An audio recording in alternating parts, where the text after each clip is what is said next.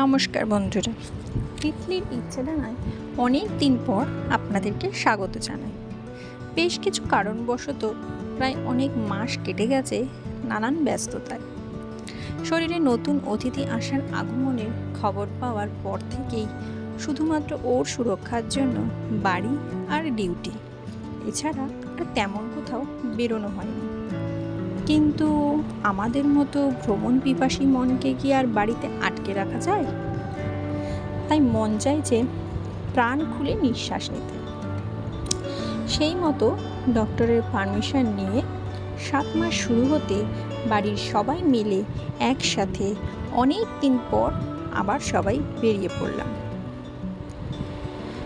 রাস্তা দেখে আপনারা হয়তো এতক্ষণে বুঝে গেছেন যে এবার আমরা যাচ্ছি বাঙালির অতি প্রিয় দীপুদার মানে দীঘাতে। আমরা সাধারণত দীঘাতে বাসে করেই যাই, কিন্তু এই সময় কমফোর্টেবলভাবে ট্রাভেল করার জন্য আমরা 4 হুইলার বুক করি। আমার কমফোর্টের হাই প্রায়োরিটি থাকার জন্য গাড়ির ফ্রন্ট সিটটা এবার আমি পেয়ে যাই। ফ্রন্ট সিটে বসলে সামনের রাস্তা দেখতে ঠিক যতটা ভালো লাগে আর ততটাই সুন্দরভাবে ভিডিওটাও করা যায়। দীঘা যাওয়ার পথে কোলাঘাটে চা খেতে দাঁড়ানোটা ম্যান্ডেটরি, তাই ভোরবেলা তাড়াতাড়ি বেরোনোর জন্য আমরা 8টার মধ্যে কোলাঘাটে পৌঁছে যাই। ঘুরতে বেরোলে খিদেটা মনে হয় সবসময় একটু বেশিই পায়, তাই চা সহযোগে লুচি তরকারিতে পেট ভরিয়ে আমরা আবার চলা শুরু করলাম। সবুজ গাছে মোড়া রাস্তা দিয়ে যেতে যেতে দেখতে দেখতেও চোখের শান্তি হয়। দীঘার গেট পেরিয়ে আমরা এবার এসে পড়লাম দীঘার সমুদ্রের ধারের রাস্তায়। ওয়েদার বেশ ভালোই ছিল, আকাশের রোদও যেমন ছিল তেমন তার সাথে ছিল প্রচুর হাওয়া। নীল আকাশে ছিল সাদা মেঘের ভেলা। প্রচুর রোদের জন্য ছাতা টুপি এসবই ছিল আমাদের ভরসা। হোটেলে ঢোকার পরই আমরা সঙ্গে সঙ্গে সমুদ্রে চলে এসেছিলাম। আর হোটেলের কথা তো বলাই হলো না।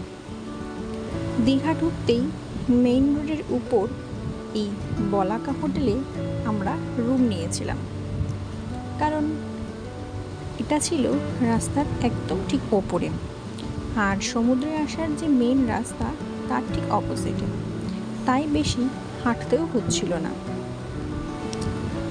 কোথাও ঘুরতে গেলে আমার বাবা হচ্ছেন ট্যুর ম্যানেজার।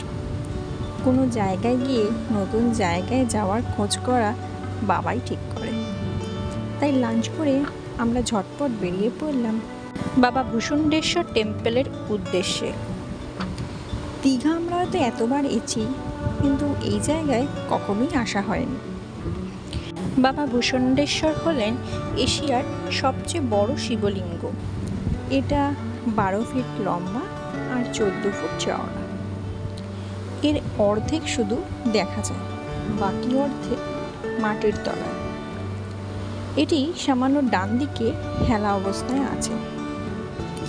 ইন্ডিয়ান মাইথোলজি অনুযায়ী রাবণ আশীর্বাদ স্বরূপ ভগবান শিবের কাছ থেকে এই লিঙ্গ উপহার পান। মহাদেব এই লিঙ্গকে যে কোনো স্থানে রাখতে বারণ করেছিলেন, কিন্তু বাকি দেবতারা রাবণের ক্ষমতা নষ্ট করার জন্য কৌশল করে রাবণকে দিয়ে এইখানেই লিঙ্গটিকে রেখে দেন। পরে রাবণ চেষ্টা করেও আর লিঙ্গটি এখান থেকে তুলতে পারেনি। তাই যারা এখনো এখানে যাননি তাদের অবশ্যই বলবো, দীঘা গেলে এই জায়গাটিতে অবশ্যই যাবেন। নিউ দীঘা থেকে ওল্ড দীঘা আসার পথে জগন্নাথ মন্দির তৈরি হচ্ছে। আমরা যখন গেছিলাম তখনও এই মন্দিরটি আন্ডার কনস্ট্রাকশন ছিল। হোটেলে ফিরে আবার সমুদ্রের ধারে চলে আসলাম। পূর্ণিমার জন্য সমুদ্রের জল ছিল খুবই উত্তাল। বোল্ডারে ধাক্কা খেয়ে জল ছিটকে গায়ে এসে পড়ছিল। সারা সন্ধে ধরে সমুদ্রের এই উত্থান পতন দেখে আমরা রাতে রুমে চলে এলাম। ভোরবেলা আবার সানরাইজ দেখতে সবাই হাজির হয়ে গেলাম। তবে এই প্রথম সমুদ্রে এসে শারীরিক অবস্থার জন্য সমুদ্রে নামলাম না। আর আমি যেহেতু সমুদ্রে নামলাম না, তাই বাড়ির কেউই আর নামতে চাইল না। ব্রেকফাস্ট করে আমরা এবার বাড়ির পথ ধরলাম।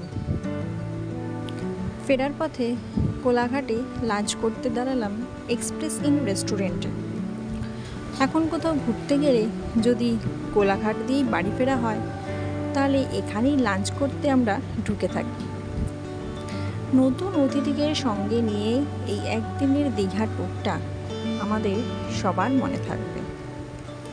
আর নতুন অতিথির দেখা আপনারা খুব শিগগির পাবেন নেক্সট ব্লগে।